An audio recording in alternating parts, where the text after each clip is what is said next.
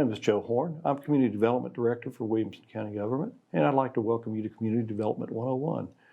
Community Development 101 is a show we put together with the help of the County Mayor's Office to discuss the functions and the activities of the Community Development Department. This department does developmental services for the unincorporated county, and that would include anywhere from issuing you a building permit to even helping you install your septic tank. But today, we're not going to talk about either one of those things. We're going to talk a little bit about the Planning Department and the Planning Commission and their function within the Community Development Department. To that end, I'd like to welcome Mike Madison, who has been Williamson County's Planning Director since 2005. 2005, so he's seen a few things, and so I'd like to welcome him and talk a little bit about the planning process in Williamson County. Thank you for joining us, Mike. Yeah, glad to be here. You want me to go ahead and? Sure. Okay. Well, tell me, again, most people, when they think of planning, I think they tend to get, they tend to notice what happens every month. There's a nice planning commission meeting where we talk about projects and what, who's going to build how many lots where and things like that. But it's there's a lot that happens that is just as important. It has to do with the long range aspect of planning. Exactly. Yeah. What people see when a subdivision is proposed is really the tail end of a pretty long planning process that includes a overall long-range plan as well as the development of the zoning regulations that development has to meet. So there's a lot that goes into leading up to that point. I see. Well, I think the process, there's elements of it I'm not sure are completely understood. I know there's a planning staff such as yourself and the planners you work with, and they have a specific role in the process. Exactly, yeah. So the presentation that I'm going to give is going to kind of touch on the various aspects of our overall planning program, including those roles of not only staff, but also the Planning Commission, the County Commission, and the general public as well. Well, if you would, please talk to that. I don't want to mess you up any more than I probably will. No, not at all. Not at all. I'll be happy to. So, yeah, really what I'm going to talk about is the three major components of our overall planning program, and that consists of the long-range planning, like the comprehensive plan, zoning and other development regulations being the second one, and then finally implementing those first two through the review and approval of development. So I'll talk about each of those, and then with each of those, I'll touch on the role that staff plays, the role that the Planning Commission plays, the County Commission plays, and citizens play in each of those processes. I think it's a pretty important point to make too, because this process doesn't work very well unless we include citizens in the whole equation. Yeah, no question about it.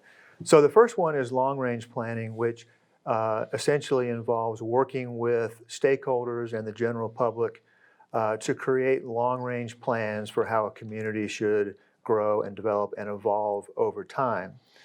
All of our long-range plans articulate a vision for the future of the area, and they also contain very specific goals, objectives, and strategies that are geared toward implementing that vision. So once these plans are adopted by the county, they become official county policy. So as such, they don't have teeth. They're not requirements at that point, but they're extremely important because the long-range plans provide kind of the basis and the foundation for the development of implementation tools like our zoning ordinance, which do have teeth. All of our plans include in their process a very heavy dose of public engagement. That's kind of a hallmark of all of our planning efforts. And then there are a number of factors that are always considered in long-range plans. Probably the chief of those would be community character. That's the predominant one. But then other things like how various potential land use policies might impact infrastructure, roadways, and traffic, and then overall fiscal impacts of land use as well. Okay, well, we're currently under the 2007 plan, but the 2007 plan is in the midst of being maybe reevaluated, too strong of a word, but we are doing an update. Yeah, exactly. So the main long-range planning document for the county is the comprehensive plan. Our current comprehensive plan was adopted in 2007, as you know. It's fundamentally a land use plan. So the comprehensive plan makes recommendations on things like where growth and development should take place, at what densities that development should occur, and what that development should look like, in terms of development form and that sort of thing. But then the comp plan goes beyond that as well and touches upon things like natural and cultural resource protection, community facilities, and transportation and infrastructure. In addition to the overall comprehensive plan, we have in recent years worked with 4 different communities, College Grove, Grassland, Leapers Fork, and Triune, to prepare what we call special area plans, which are more detailed, more focused plans for the future of those communities. Okay.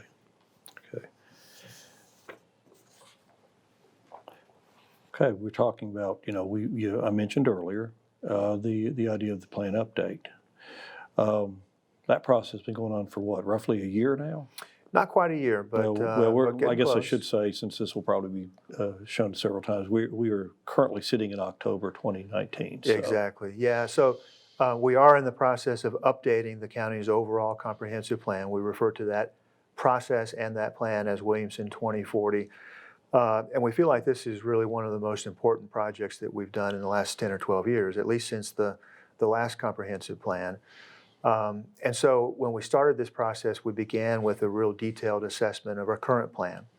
And if you look at our current plan and kind of boil it down to one key theme, that theme would be to preserve rural character and to focus the majority of growth in and around the municipalities in the urban growth boundaries. And so that was kind of the product of a lot of community feedback, and the plan contains a lot of language about preserving rural character. At one point during the planning process, back in 2006 and 2007, there were various ideas floating around about how to implement that overall strategy. One of those ideas was to actually change the zoning density in the rural areas to make it to encourage growth to occur closer in. And that was an idea that actually made its way into the preliminary draft of the plan.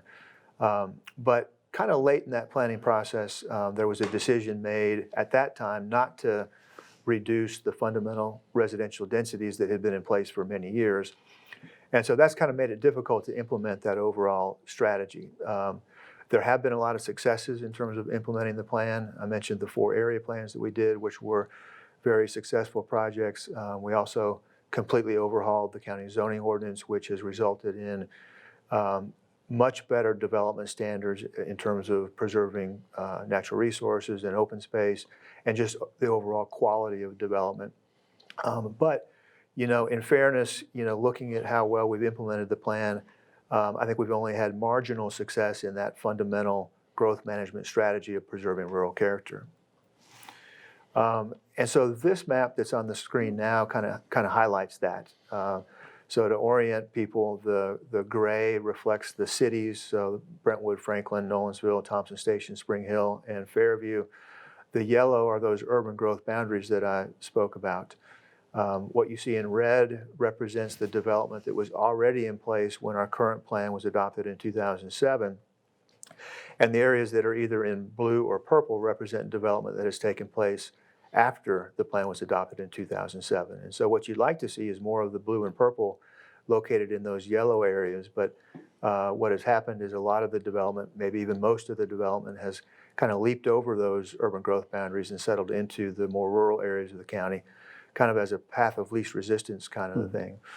And that's kind of a concerning trend, particularly in light of some of the growth projections that are out there that suggest that the population of Williamson County as a whole will more than double between now and 2040.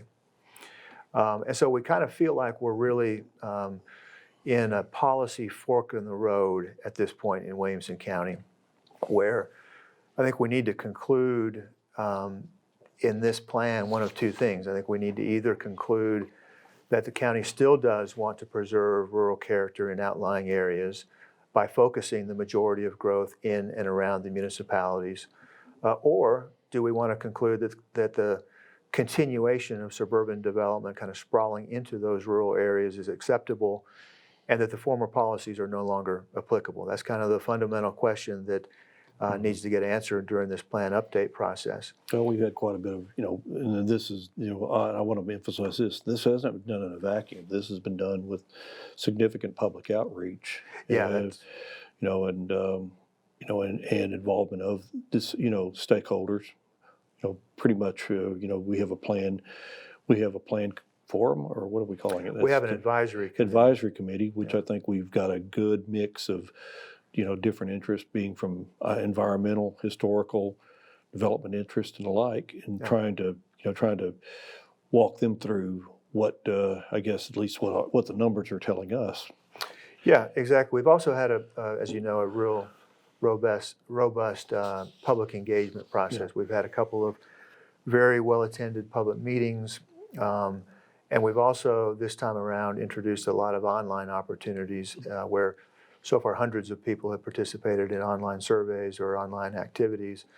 And so what we've heard so far from the public, and again, hundreds of people have participated, really is kind of an affirmation that the current policy is still appropriate. People still have a very strong desire for preserving rural character. There's been concerns expressed about the traffic impacts related to growth, concern about a loss of open space, and then we found that people feel like just the character of development is very important as well. I see. Well, one of the vexing issues, I like to emphasize this, is the fact we do work, our jurisdiction is the unincorporated county.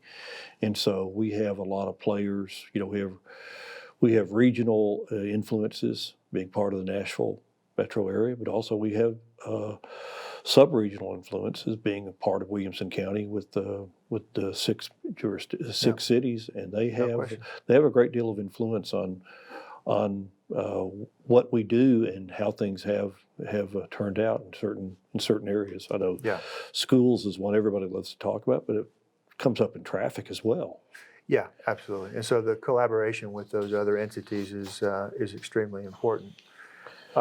So the consultant team has developed a couple of primary growth scenarios. I guess we need to say who the consultant team is since he's not with us That's today. a good idea. Yeah, that's a good I'm idea. sorry, I'd forgotten. Yeah, so the lead consultant is McBride Dale Clarion. They've worked with us on a variety of projects through the years. We also have a couple of sub-consultants, KCI Technologies handling the traffic and roadway evaluation, and then Tischler Bice is on board looking at fiscal impacts of various things. And that's a good segue into what's on the screen now, which is the fact that the consultant team has developed a couple of growth scenarios for the county to kind of consider. One being what they're referring to as business as usual. In other words, what would happen if the county were to build out under the current development policies? What would that look like?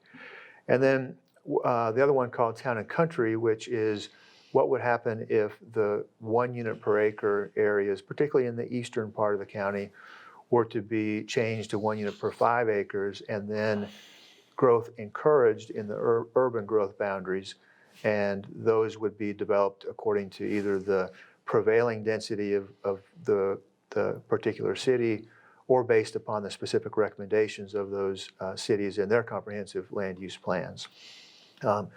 And then each of those scenarios was evaluated very thoroughly based on 3 primary criteria. The main one being community character. In other words, how does each of the scenarios align with the public sentiment that we have heard? Second one being the impact of the various scenarios on traffic and roadway improvement needs. And then the third one, just overall fiscal impacts of each of the scenarios. And based on a very thorough and exhaustive evaluation, the town and country scenario fared far better in each of those criteria. Not only does it much more closely align with what the public is saying they want to see, but there's a significant difference in the cost of roadway improvements that would be needed, and then a pretty tremendous difference in the overall fiscal impact from a beneficial standpoint. So the next step in completing the comprehensive plan update is to kind of settle in on which scenario choice to pursue. And then there's going to be a pretty thorough look at implementation strategies and how to implement that scenario, resulting in a draft plan that we anticipate getting in front of the Planning Commission and the County Commission in early 2020. I see. I see. Well, you talked about, we haven't talked about what the role of staff in this process yet. Yeah, so, in any long-range planning effort, our role and the role of consultants when we have them, like we do in the comp plan update, is really threefold. One is to engage the community, and the community would be general citizens, but also elected and appointed officials to keep them involved in providing input during the process. Our role is also to create the draft plans themselves, Mm-hmm. and then to recommend to the Planning Commission and County Commission both policy recommendations as well as to recommend the ultimate plan that gets developed. As far as documents go, though, the plan is something that is adopted by the Planning Commission. Now, we have been careful in the past. We also seek the endorsement of the County Commission as well, because Yeah. we feel like it is, by state law, it's the Planning Commission's policy recommendation, but we also feel like that the elected officials need to have, also have some ownership, because they play a very important role on the backside of this, which is actually developing the tools we need to implement the plan. Yeah, that's an excellent point. They both have a very integral role in this. So in terms of the Planning Commission, their role is to be involved during the creation of the plan. Our advisory committee does consist of some Planning Commission members. And then other Planning Commission members have been, very heavily involved in attending meetings and so forth. The Planning Commission, as you said, will be the body that adopts the plan. That's required by state law. And before they do that, there's a public hearing that is required as well. And so those are the main functions of the Planning Commission. Okay. Then in terms of the County Commission, it's very similar. They're also heavily involved in the creation of the plan. They're represented on the advisory committee. Their role is to kind of consider the input and then provide input also to us and the consultant team in the creation of the plan. And then, as you said, we've always asked them to endorse the plan, lend their support as well, because they are the group that ultimately ends up approving the zoning ordinance, which implements the ideas. I see. But, we also, in all this talk, we really haven't emphasized enough about the role of the general public, the citizenry in the county in this process. Yeah, and they play a very important role in long-range planning. In fact, the long-range plans, and our current comp plan update is a great example, provide the best opportunity for citizens to provide meaningful input that actually results in changes. Mm-hmm. And so, citizens, if they get involved on the front end as we're developing the plans, can really help shape what those plans look like, what those policies become, and then, what the resulting development looks like in the county. So citizens play a very important role in this. Just their participation in the process. Their role is to attend meetings, and provide input during those meetings. There's also, as I mentioned, online opportunities that people can avail themselves of. And then, attend public hearings and make their voice heard. Okay. But once you have a plan, you got to go to the next step. And the next step is, how do you take those policy statements and turn them into something actionable? And that's where the zoning ordinance plays a pretty strong role. Yeah, exactly. So the next major component of our overall planning program is to create and maintain development regulations like the zoning ordinance and other tools. So zoning regulations are the primary way that we or any community regulates development. And the idea is that the regulations that are created should help implement the overall goals and policies of the comprehensive plan.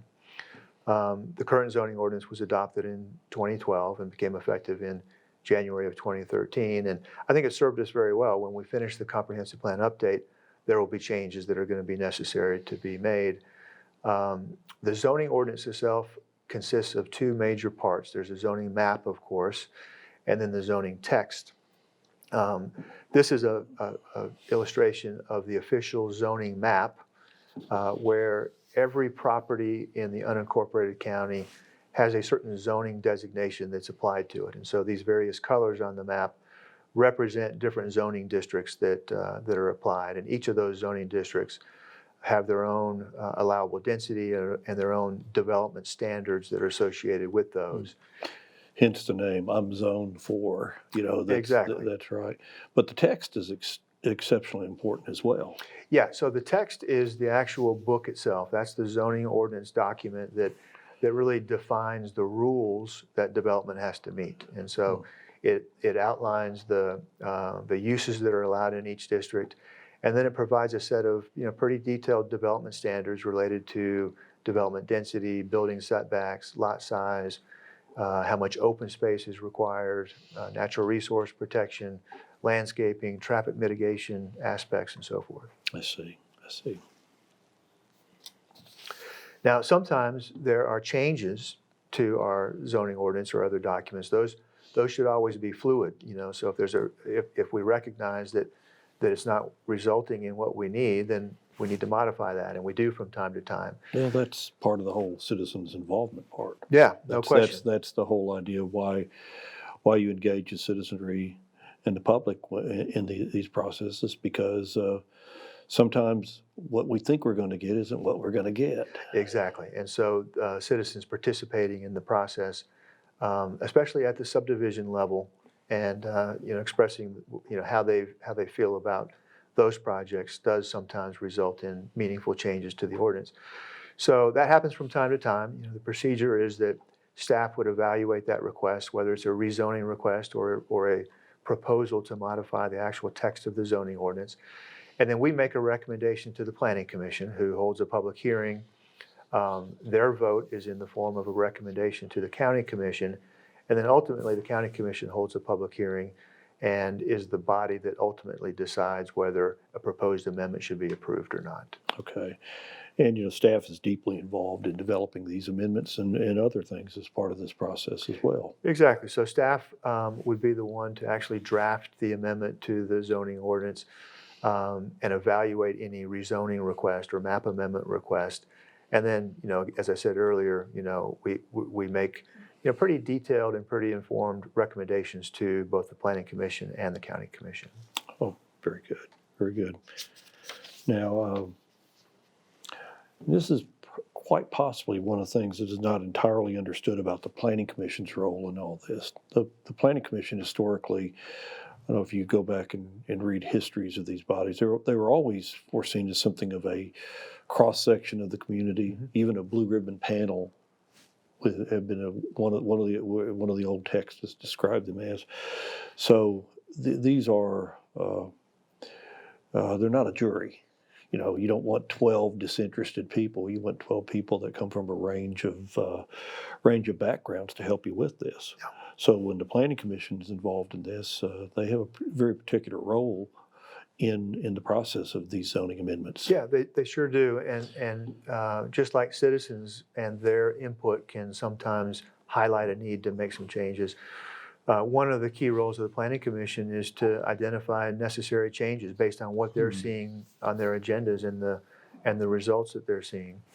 Of course, the Planning Commission would evaluate any requests for either a map amendment or a text amendment, hold the public hearings, and then again, they recommend any rezoning or text amendment to the County Commission.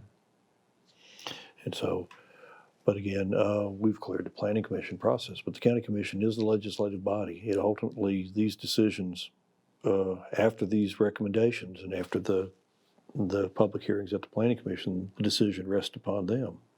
The ultimate decision to approve a particular development does often not a development, but a zoning regulation. Yeah, zoning regulation. The County Commission is the one that ultimately, approves or disapproves, and the Planning Commission makes a recommendation to the County Commission. County Commission's role is very similar to the Planning Commission's, except that in addition to these other things, that's the body that would formally approve or deny any request for either a text amendment or a map amendment. But again, we go back to the role of the citizenry. I think we've touched on it a bit, but perhaps you can do it a bit more succinctly than we have. Yeah, it's again, I think the best opportunity is with the comprehensive plan, but even with zoning regulations, there are meetings often held in the community, and there are always public hearings. And so, people attending meetings and making their wishes known is important. And finally, I guess the last portion of the planning and zoning overview is to talk about what happens with development review and approval, because I think there are aspects to this as well that are a little bit misunderstood. Exactly. Yeah, that's the third major component. So once we have the plan in place and the implementation tools, we have to administer those tools through our review and approval if it meets the requirements of development proposal. So we look at a lot of plans like this one on the screen that show how a development is proposed and depict the layout. This is a conservation subdivision. That happens to be a conservation subdivision, exactly. And so really any new development in the county has to be approved by the county. And in order to be approved, we have to be convinced that the proposed development complies with all applicable regulations. So that would be not just the zoning ordinance that we've talked about already, but also the subdivision regulations. The county has stormwater regulations that have to be met. There are regulations related to septic systems, related to other wastewater systems, and then also related to traffic evaluations and studies. But some rise the level of visiting the planning commission, some development, and others do not. Yeah, exactly. So staff has the authority to approve certain development without having to take it to a board or commission. Things like single-family homes, minor subdivisions only involving a few lots, and then also non-residential uses that are under 5,000 square feet in size, whereas the larger projects would have to go either to the Planning Commission or the Board of Zoning Appeals. Mostly the Planning Commission. They review all major subdivisions, all non-residential uses that exceed 5,000 square feet, and then other select uses that are specifically called out in the zoning ordinance. We also have some uses that are referred to as special uses, meaning that they're approved in a particular zoning district, but there's some additional scrutiny that is needed. And so those special uses go to the Board of Zoning Appeals, and there's a public hearing. That's correct. Before those can get approved. I see. But, during the development reviewing process, staff acts as, I guess, the county's experts, for no better way to describe it, as far as whether or not a particular project does, in fact, meet the regulations or not. Exactly. So every project, whether it's a single-family home or a 300 or 500 lot subdivision, is reviewed by our staff, very, very carefully for compliance with all regulations. There are some aspects where we have consultants that look at those for us, like the detailed traffic component or the wastewater component. Our role is to approve the smaller developments, but then make recommendations to the Planning Commission or the Board of Zoning Appeals as applicable on the larger ones. And then we spend a lot of our time advising either property owners, developers, or citizens in making sure that they're informed during the development process. Well then, and this is where I was speaking of earlier too, the role of the Planning Commission sometimes isn't completely understood, and I think it goes into just, they do evaluate proposed development, and they look at whether or not development does in fact meet the requirements of the ordinance. But the Planning Commission doesn't have necessarily the power of life or death over a given proposal. Yeah, that's an excellent point. The Planning Commission's role is to consider a proposed development and to consider all the information that's been provided to them. And that could be, obviously the plans themselves, but our staff reports, information from the consultants, and information from the public if it's provided. But the Planning Commission's action has to be based really on whether or not the proposed development meets the criteria. If it meets the criteria, Planning Commission really doesn't have the latitude to deny it. By the same token, if it doesn't meet the criteria, the Planning Commission doesn't have the ability to approve it. So the Planning Commission, they influence what happens through their involvement in the long-range planning aspect and through the creation of the regulations. But once those are in place, they and staff have to evaluate projects on their merits and based on whether they meet the requirements or not.